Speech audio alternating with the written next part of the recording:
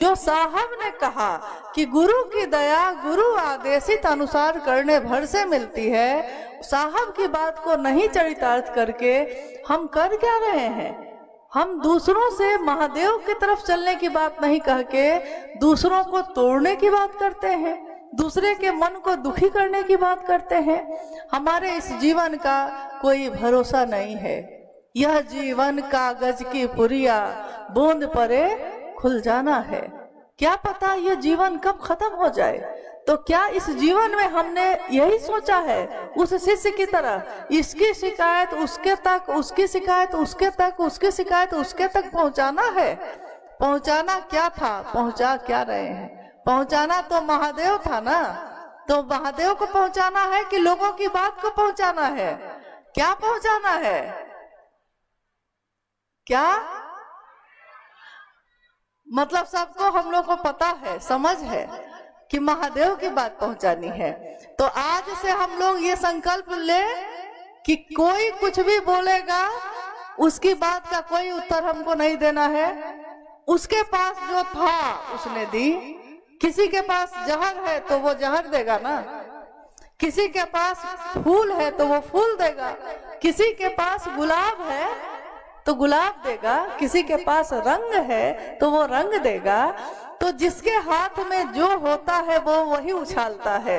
तो किसी के हाथ में कीचड़ है तो वो कीचड़ उछालता है, किसी के हाथ में गुलाल है तो वो क्या उछालता है? गुलाल उछालता है। कांटों पे चढ़ के ही गुलाब खिलता है। दुनिया गुलाब के फूल को देखती है, कांटों को कोई देखता भी नहीं। कीचड़ में ही कमल खिलता है, दुनिया कमल को देखती है, कीचड़ को कोई देखता भी नहीं।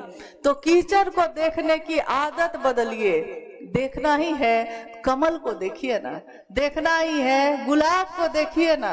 क्यों कांटों को देखते हैं? वो कांटे हैं इसीलिए गुलाब खिला है। तो कांटे अच्छे हैं, बुरे नहीं है। गुलाब खिला है शिव शिष्यता का, तो शिव शिष्यता देखिए और दूसरों में भी वही बांटिए। काम अभी बहुत बाकी है। महादेव का संदेश अभी बहुत जगहों पे जाना बाकी है और हम लोग जो है छोटी छोटी बातों पे उलझे हुए हैं। लोग शिव शिष्यता के रास्ते पे चल के बैठ जा रहे हैं। अगर करना ही है तो उनकी मदद करिए। जो शिष्य की राह पे चल पड़े हैं अगर, तो साथ चलने चलाने का वादा करो। रुक गए हो तो रुकने की जिद ना करो, फिर से चलने चलाने का वादा करो। तो जो रुक गए हैं उनकी मदद करिए, उनको बढ़ाइए, उनका उत्साह बढ़ाइए। नहीं तो ऐसा हो कि वो आपकी बात से और टूट जाए, बैठ जाए। आइए हम लोग कुछ जिज्ञासाओं पे बात करते हैं। आप लोग काफी देर से बैठे हैं और महादेव की असीम दया है, साहब दीदी का आशीर्वाद है कि आज कुहासा भी कहीं और चला गया है, ठंड भी कहीं और चली गई है और आज सूर्य भगवान ने दर्शन दे दिए हैं। पूरा माहौल शिवमय है। आइए हम लोग जिज्ञासाओं पे भी कुछ बात कर ले। अभी हम लोगों ने दीदी से, अभी हम बैठे बैठे देख रहे थे जितनी सारी जिज्ञासाएं हैं सब पर लगभग दीदी बोली है। फिर भी दीदी से निवेदन करेंगे कि इस पर विशेष रूप से मुझसे सुने। आओ चले शिव की ओर। साहब श्री के इस संदेश हम सभी समझना चाहते हैं, दीदी से समझाएं। आओ चले शिव की ओर साहब का ये संदेश, इन्होंने कहा कि उसको समझाया जाए। ये वाक्य अभी तक में जब से साहब ने शिव की बात शुरू की है तो प्रारंभिक समय में उन्होंने कहा था शिव आज भी गुरु हैं, मैंने परीक्षा की है, आपकी परीक्षा प्रार्थनीय है। फिर उन्होंने कहा कुछ समय के बाद शिव जन जन के गुरु हैं, आइए भगवान शिव को अपना गुरु बनाते हैं। और एक बार कुछ साल पहले, कुछ वर्ष पहले रांची में एक संगोष्ठी हो रही थी बांग्ला स्कूल के हॉल में। लगभग 400 कुछ लोग थे। साहब जब समापन हो गया और साहब खड़े हुए तो साहब ने कहा कि क्या आप लोगों को मुझसे कुछ कहना है? किसी ने कुछ नहीं कहा। कुछ पूछना है, किसी ने कुछ नहीं पूछा। साहब ने कहा पर मुझको कहना है, आओ चले शिव की ओर। और जब उतर कर सीढ़ी से साहब घर के अंदर आए और हम लोगों ने उनसे पूछा कि आज आपने जो वाक्य कहा है, आओ चले शिव की ओर, इसके पीछे का क्या रहस्य है? उन्होंने कहा कि मैंने नहीं कहा, ये दूर वन प्रांतरों से आती हुई धीमी धीमी मध्यम मध्यम आवाज है, जो पुकारती है, जो बुलाती है, जो कहती है, कहाँ फंसे हो यार, क्या मिलेगा? कितनी दूर तक चल चल कर फिर आप रुक गए, क्या हासिल होगा? हाथ खाली के खाली रह गए। कितने लोग मेरे साथ चले। साहब श्री ने उस दिन कहा, अकेला ही चला था मैं, जानी वे मंजिल मगर लोग जो लोग आज दिख रहे हैं, लोग मिलते गए, कारवां बनता गया। अकेला ही चला था, आज कारवां बन गया। परंतु मैं देखता हूँ कि ये बच्चों के खेलने के मैदान जैसा हो गया।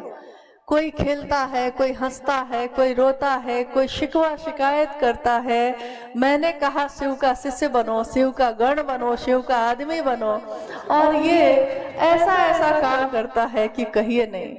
फिर उन्होंने एक बात याद कराई, कुछ साल पहले, उस समय माँ नीलम आनंद शरीर में थी, तो कभी कभी क्या होता था कि हम लोग रात में जब भोजन हो जाता था तो कभी कभी लूडो एक खेल होता है। लूडो खेला है आपने कभी?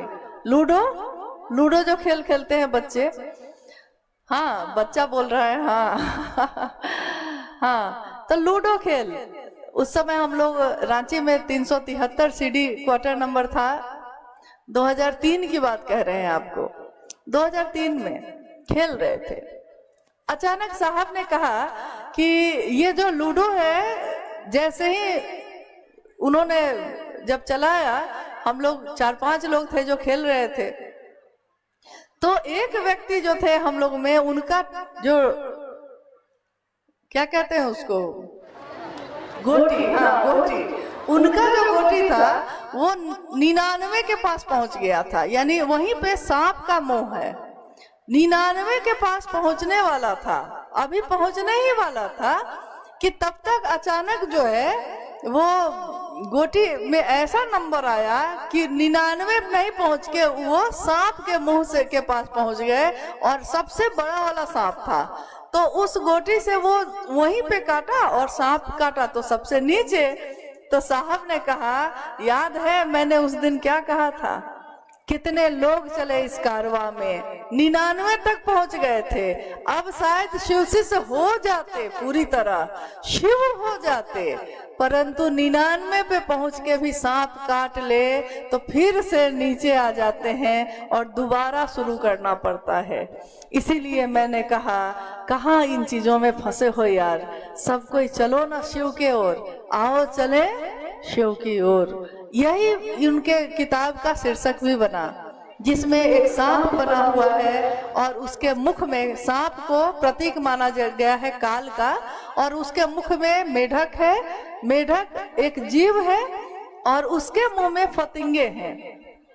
जो साहब ने बनवाया था तो उन्होंने कहा कि काल के मुंह में बैठा है मेढक, लेकिन फतिंगों को पकड़ रहा है। उसको लगता है कि मैं यहाँ से जाऊंगा नहीं, हमेशा जीवित रहूंगा, और फतिंगों को पकड़ के उसका पेट भर गया, फिर भी पकड़ ही रहा है।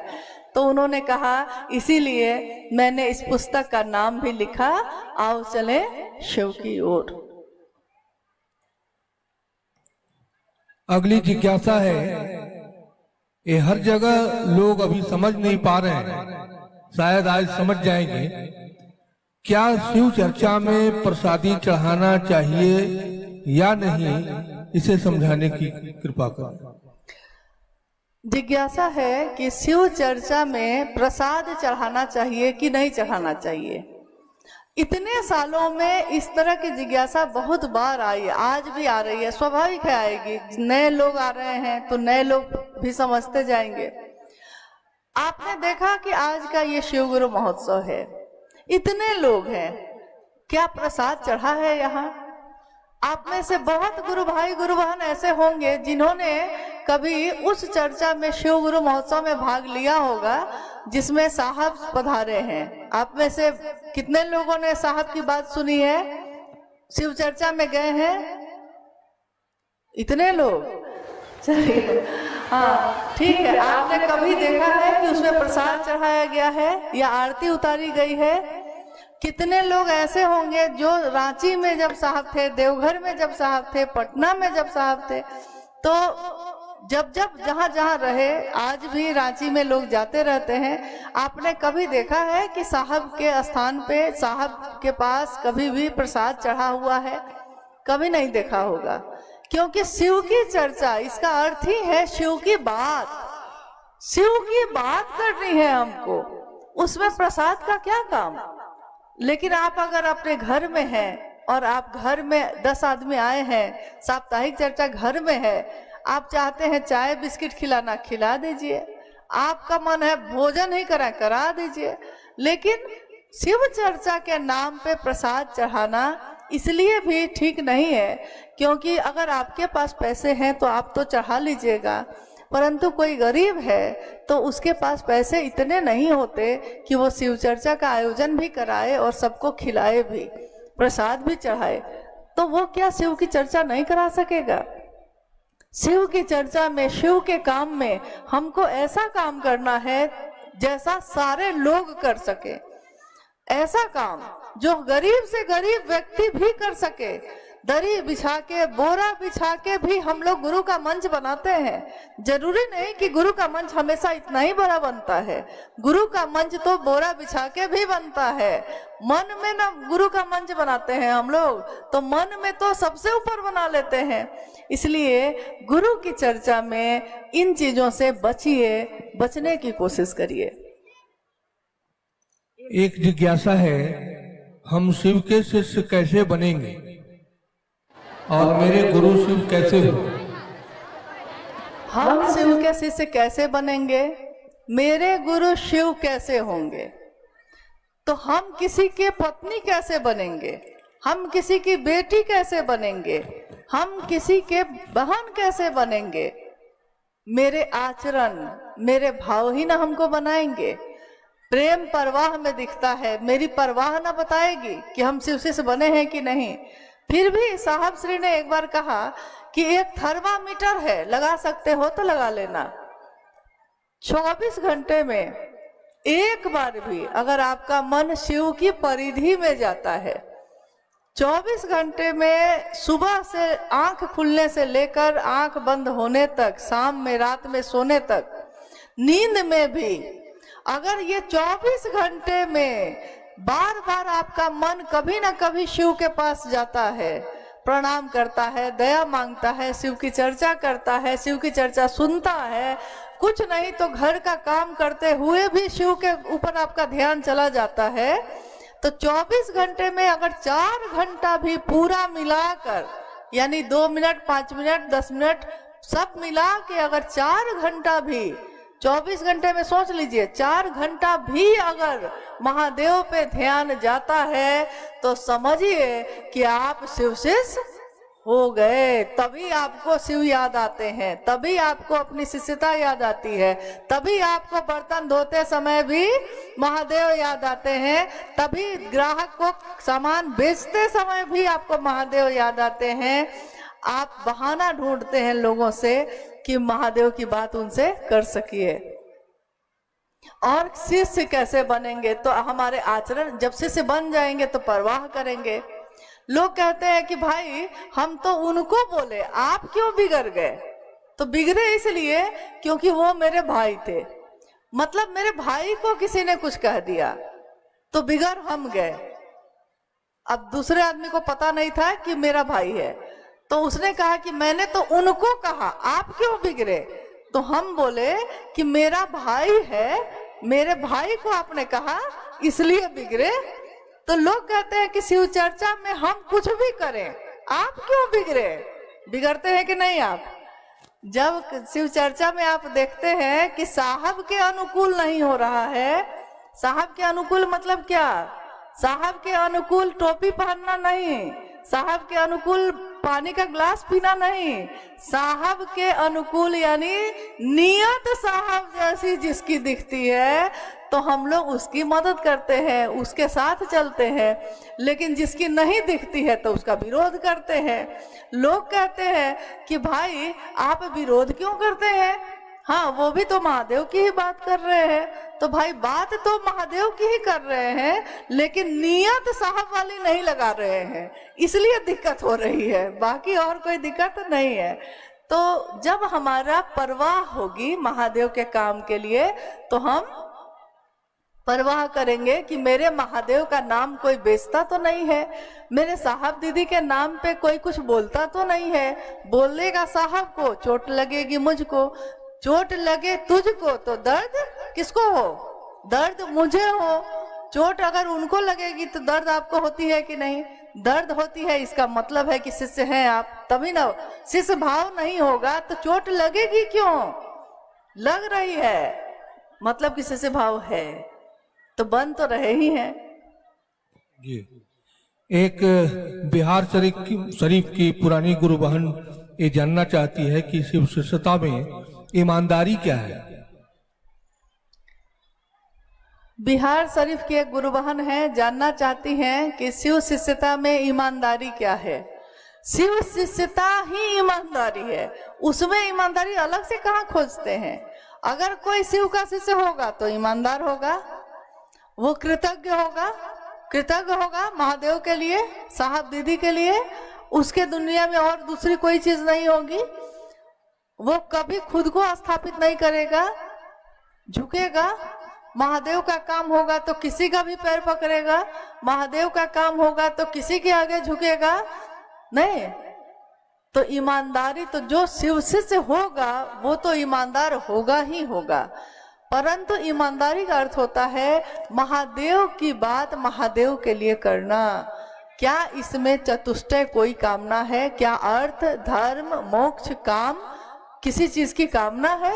अगर कामना के साथ आपने किया है तो कृतज्ञता तो ये भी है। जैसे 3 सूत्र, अगर आपने कोई कामना लेकर कोई मन में मनोकामना ली है और तब 3 सूत्र आप कर रहे हैं तो हो सकता है आपकी मनोकामना भी पूरी हो जाएगी, 3 सूत्र भी आपने किया है, परंतु ये गुरु के लिए कृतज्ञता नहीं मानी जाएगी। निस्वार्थ रूप से 3 सूत्र करना ही गुरु के लिए कृतज्ञता मानी जाती है। और शिष्य की ईमानदारी भी यही है कि वो अपने गुरु के लिए 3 सूत्र करे।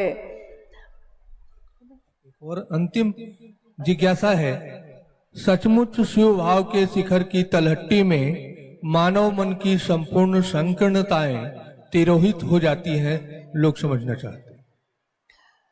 शिव भाव के शिखर की तलहटी में ही समस्त संकीर्णताएं तिरोहित हो जाती हैं। कैसे? ये पंक्ति है शिष्यानुभूति की। कहते हैं कि जब जब संकीर्णता रूढ़िवादिता के पास में जब इंसान बंधता है तब तब कहीं ना कहीं एक ऊर्जा का प्रस्फुटन होता है जो इन सभी तरह के बंधनों से हमको मुक्त करता है। साहब श्री का ये वाक्य जो उन्होंने शिष्यानुभूति में लिखा, शिव भाव के शिखर, आपने पहाड़ देखा है, पहाड़ का शिखर चोटी, वहां अभी गए भी नहीं है, पहाड़ की चोटी पे नहीं गए हैं आप, पहाड़ पे भी नहीं चढ़े हैं आप, उसकी तलहटी में ही है, उसकी घाटी में ही है। तो हवा ठंडी लगने लगती है, हवा में ठंडक आने लगती है। तो उसी तरह जब हम शिव भाव के नजदीक जाते हैं, थोड़ा निकट होते हैं, तो हमारे मन से स्वतः समस्त संकीर्णताएं तिरोहित यानी अपने आप कपूर की तरह अपने आप घुलने लगती है, खत्म होने लगती है। हम पूछना भूल जाते हैं। अब पहले हम पूछते थे आप कौन जाति हैं, आप कौन धर्म है, आप कहाँ से आए हैं, अमीर हैं गरीब हैं, वर्ण पूछते थे। लेकिन अब हम कुछ भी नहीं पूछते, हम बस इतनी बात करते हैं, आपने महादेव को गुरु बनाया है और आप शिव के शिष्य हैं, अरे आप तो गुरु बहन हैं, अरे आप तो गुरु भाई हैं, कह के हम लोग गले से लगा लेते हैं। यानी शिव शिष्यता ने हम सबको एक कर दिया, सारी संकीर्णताएं, सारे बंधन खत्म हुए और सारे शिव के शिष्य एक भाव से, जिसके बारे में साहब श्री ने कहा कि ऋग्वेद की अंतिम ऋचा है कि हम सभी की सभा एक हो, शिव शिष्यों की सभा एक हो। साहब श्री ने कहा कि शिव शिष्यता का जो भाव है वो हम सभी के हृदय में एक जैसा ही संचरित हो, हम सब का रास्ता एक हो, हमारी मंजिल एक हो। मंजिल है भगवान शिव स्वयं, रास्ता है शिव की शिष्यता का राजमार्ग। इस राजमार्ग के पे दुनिया के सारे लोग चलेंगे, तब भी कहीं कोई जाम नहीं है, कहीं कोई हलचल नहीं है, सारे लोग शिव तक ही पहुंचेंगे। इसलिए जब हमारा रास्ता एक होता है, हमारा संकल्प अपना अपना है, अपने संकल्प को लेकर हम सभी शिव के शिष्य इस रास्ते पे बढ़ रहे हैं, चल रहे हैं। मंजिल मिलेगी जरूर, इसकी जुस्तजू में है, चलते जा रहे हैं। मंजिल जब मिल जाएगी, वो महादेव जब मिल जाएंगे, तो उनकी दया के अतल गहराइयों में सभी शिष्यों का, समस्त शिव शिष्यों का मन समाहित होता ही रहेगा, डूबता ही रहेगा। इसी की कामना है, इसी की कामना के साथ कि हम सभी शिव शिष्यों का जीवन शिवमय हो, सुखमय हो, शिव के शिष्य बनकर हम जगत में रोशनी लेकर जाए। हम जिसके घर पहुंचे उसके घर में अगर अंधेरा हो तो रोशनी हो, क्योंकि आपके हाथों में, आपके हृदय में, आपके मन में शिव शिष्यता की रोशनी है। तो ये रोशनी लेकर आप जहां भी जाएंगे, हम जहां भी जाएंगे, अंधेरा खुद ही दूर हो जाएगा, रोशनी खुद ही आ जाएगी। चलिए, आप सभी के अथक परिश्रम से आज का ये शिव गुरु महोत्सव हो सका, आयोजित हो सका। आप सब भारी मात्रा में यहाँ बैठे हुए हैं, तो मेरा अनुरोध है कि आप सभी गुरु भाई, गुरु बहन बहुत ही संतुलित, बहुत धीमे धीमे कदमों से लौटिएगा। सभी अपने भाई हैं, बहन हैं, धीमे धीमे धीमे धीमे लौटिए। महादेव लेकर ही आइएगा, महादेव लेकर ही जाइएगा। और अपने साहब और दीदी के संकल्प पे अपना संकल्प लेकर महादेव की तरफ चलते जाइए। हम सबका जीवन शिवमय हो, सुखमय हो। आप सभी के जीवन में, आप सभी के चरणों में मेरा प्रणाम।